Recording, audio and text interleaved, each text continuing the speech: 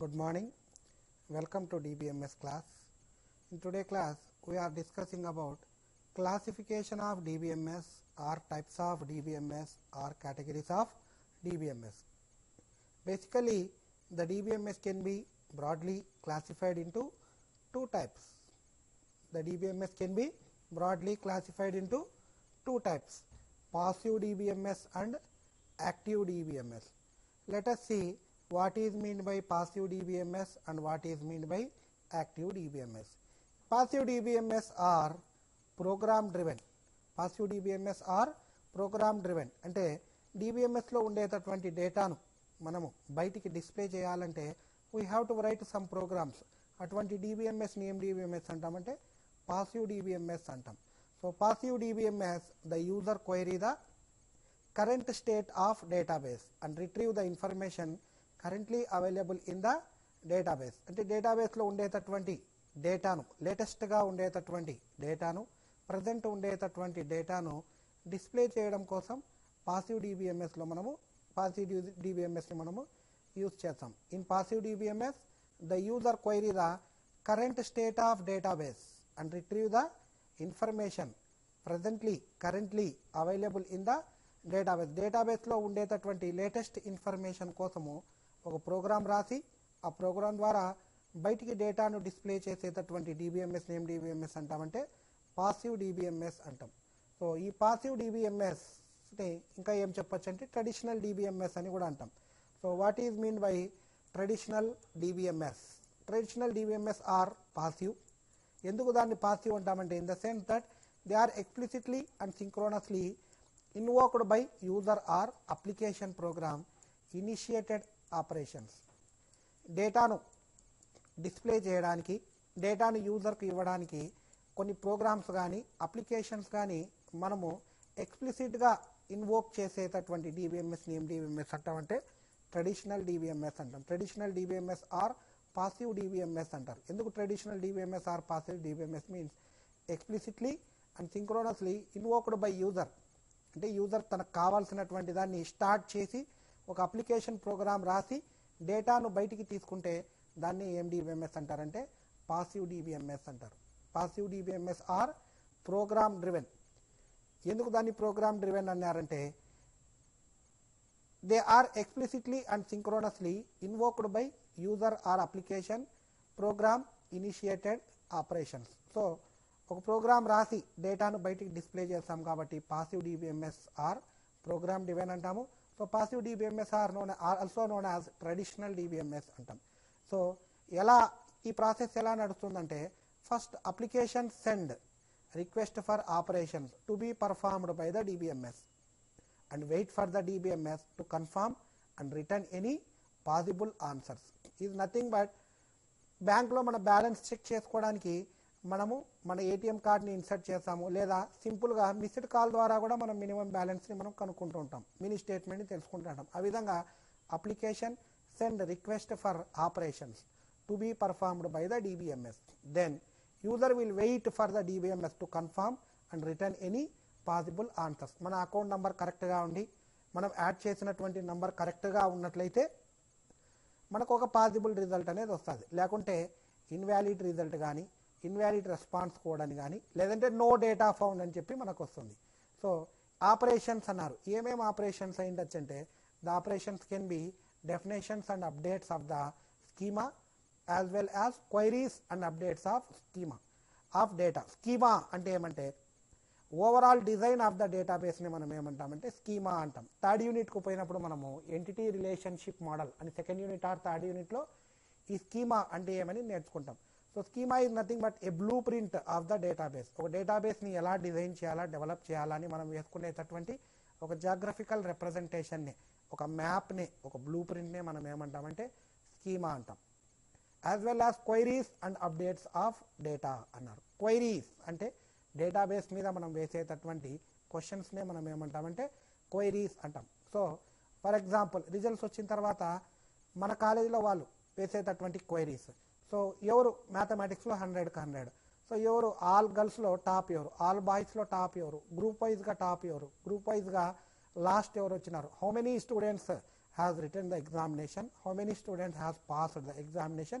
ఇలాంటి డీటెయిల్స్ ని క్వశ్చన్స్ అన్నిటిని ఏమంటామంటే క్వైరీస్ అంటాం. సో ఇవి పాసివ్ డిబిఎంఎస్లో మనం వేసేటటువంటి క్వశ్చన్స్ని క్వైరీస్ అంటాం. పాసివ్ డిబిఎంఎస్ ద్వారా ఏమై ఉంటుంది అంటే క్వైరీస్ కానీ అప్డేట్స్ ఆఫ్ డేటా కానీ అయి ఉంటుంది.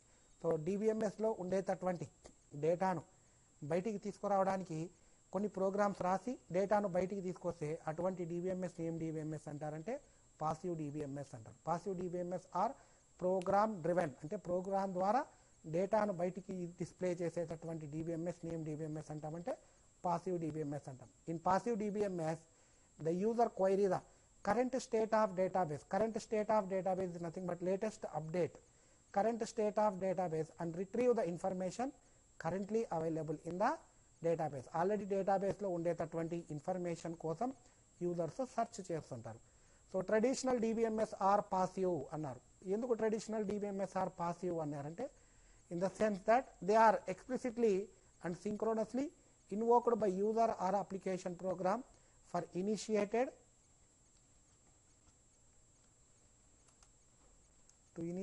Initiated operations. వాళ్ళకి కావాల్సినటువంటి డేటా కోసము ప్రోగ్రామ్ని ఇన్వోక్ చేసే, ప్రోగ్రామ్ని యాక్టివేట్ చేసే అటువంటి డిబిఎంఎస్ని పాసివ్ డిబిఎంఎస్ అంటారు. Passive DBMS or traditional DBMS. So ఎలా డేటాను తీసుకుంటారు, ఎలా డేటా అనేది డిస్ప్లే అవుతుంది, ఎలా ఉంటుంది ఈ ప్రాసెస్ అంటే the process in passive DBMS is basically first the application send request for operations to be performed to the DBMS and wait for the DBMS to confirm and return any possible answers. దీనికి ఇంకొక best example చూడాలనుకుంటే మీ మొబైల్లో ఉండేటటువంటి balance కోసం మీకు ఒక code ఉంటుంది *121 అని, డిఫరెంట్ ఆఫర్స్ చూడడానికి. అదేవిధంగా ఏదైనా మనం ఒక రిక్వెస్ట్ పెట్టినప్పుడు ప్రాసెసింగ్ అని చెప్పి మనకు వెంటనే ఒక అవుట్పుట్ వస్తుంది, ఒక రిజల్ట్ అనేది వస్తుంది, ఒక రెస్పాన్స్ అనేది వస్తుంది. So that is called the passive DBMS అంటాం. ఆల్రెడీ స్టోర్ అయినటువంటి డేటాను చూసుకోవడానికి పాసిబిలిటీ ఉండేటటువంటి డిబిఎంఎస్ని పాసివ్ డిబిఎంఎస్ అంటాం. ఇలా కాకోకుండా క్వైట్ డిఫరెంట్గా ఉండేటటువంటి డిబిఎంఎస్ ఏం డిబిఎంఎస్ అంటే active DBMS.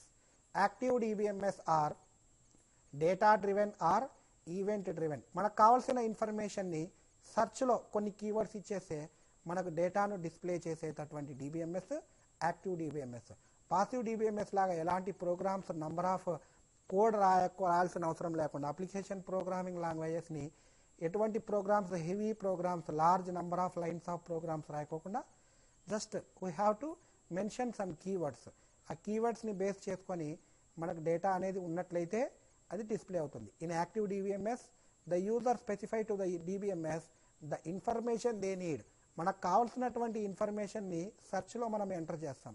If the information of interest is currently available, the DBMS actively monitors.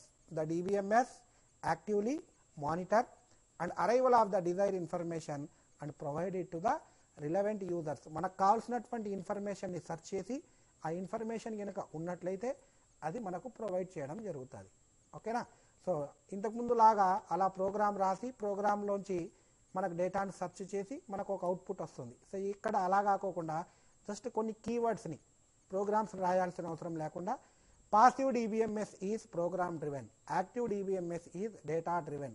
In active DBMS the user specify to the DBMS, program రాయాల్సిన అవసరం లేకుండా just specify to the DBMS the information they need. మనకు ఏం కావాలా అనుకుంటున్నాం అనేది మనం డిబిఎంఎస్కి చెప్తే if the information of interest is correctly available, ఆ ఇన్ఫర్మేషన్ కనుక గ్లోబల్గా ఉన్నట్లయితే, ఆ ఇన్ఫర్మేషన్ డిబిఎంఎస్లో ఉన్నట్లయితే, if the information of interest is currently available, the DBMS actively monitors. The DBMS actively monitors అంటే థరోగా చెక్ చేసి, స్టెప్ బై స్టెప్ చెక్ చేసి monitors the arrival of the desired information and provided it to the relevant users. ఆ information search చేసినప్పుడు ఆ information దొరికిన వెంటనే the desire information provided to the relevant users. ఎవరైతే డిబిఎంఎస్లో data కావాలి అని అడిగింటారో వాళ్ళకు ప్రొవైడ్ చేయడం జరుగుతుంది. The scope of a query in a passive DBMS is limited to past and present data, whereas the scope of the query in active DBMS additionally includes future data. Future data past data present డేటాను చూపించేటటువంటిది passive DBMS. The scope of a query in active DBMS is not limited to past and present, not limited to past and present, but it includes future data also. It includes future data also.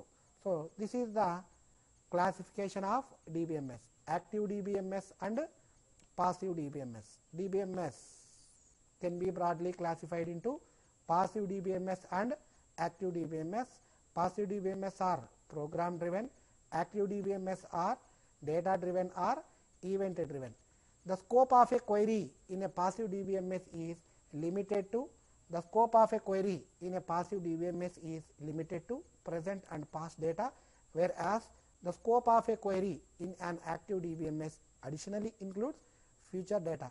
In other words, we can call it as the scope of a query in passive DBMS is limited to the past and present data, but the scope of a query in a active DBMS is limited to past, present and future data also. So this is the classification of DBMS, active DBMS and passive DBMS. Active DBMS and passive DBMS. Passive DBMS are program driven. What will happen in passive DBMS? In passive DBMS, the user query the current state of database and retrieve the information currently available in the database. Traditional DBMS are passive.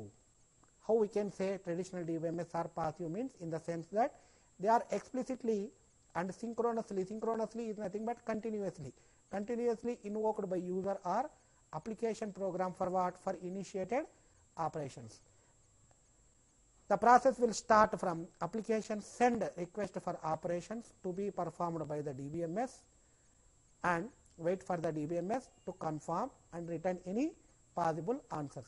The operations can be definitions and updates of the schema as well as queries and updates of data.